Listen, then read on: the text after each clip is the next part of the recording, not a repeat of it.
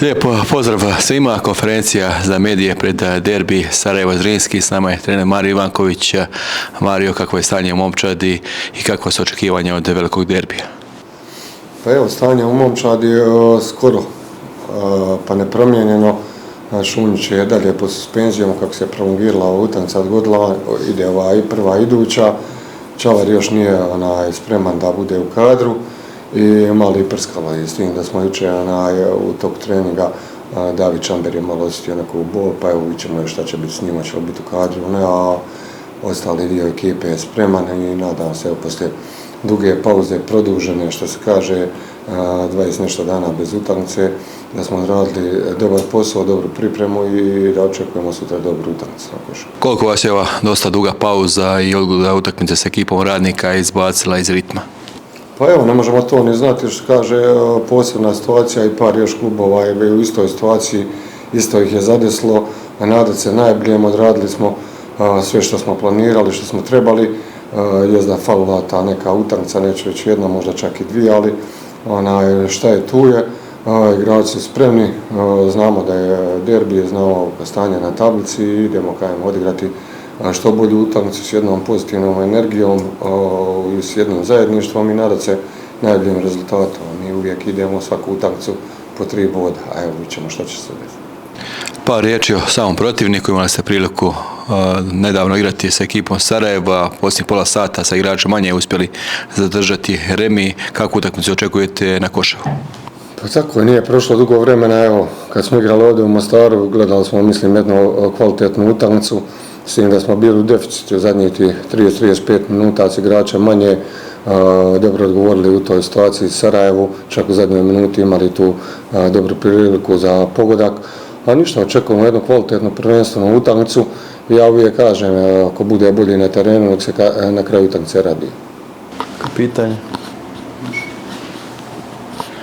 Treneru, evo, spomenuli smo to gostovanje u Bijeljni prošlog vikenda, potrošili ste, ne znam, oko 12-13 sati vjerojatno na put gore i dolje, bili ste 2 dana tamo bez treninga, bez ičega, ispoštovali ste pravila nogometne igre, izašli ste na teren, vidjeli da nisu uslovi tu. Neke druge ekipe pak su imale tu pogodnost da nisu morali ići na gostovanje, već su znali već 2 dana unaprijed da neće biti ništa od utakmice, primjerice Borac u Tuzli, iako je taj dan, na primjer, nekoliko kilometara južnije Volov odigrana utakmica Stupčanice. To su neki detalji koji možda mogu i prvenstvo odlučiti na kraju te neke odgode, pa na kraju to pomjeranje kola. Primjerice, Borac neće igrati sa Sarajevom između dvije europske utakmice, već sa Slobodom. Pardon. Koliko ti detalji mogu utjecati na samo prvenstvo, jer evo, vidimo da se neće to će se lomiti u par bodova i koliko se možda pogoduje nekome, evo da tako kažem. Pa evo, sad hoće li to utjecati na nas ili neće, nadam se da neće, evo, već možda sutra ćemo vidjeti realnu neku sliku. Odradili smo da smo izgubili 3 dana bez treninga, dugi put jeste, sve stoji, ali najvažnije je da se ta utakmica naša. U našoj utakmici pričam definitivno nije mogla nikako igrati prvo mjesto radi zdravlja igrača, a sve drugo nije bitno. Što se desilo s ostalim utakmicama stvarno ne bi ulazio u to, mi gledamo samo sebe.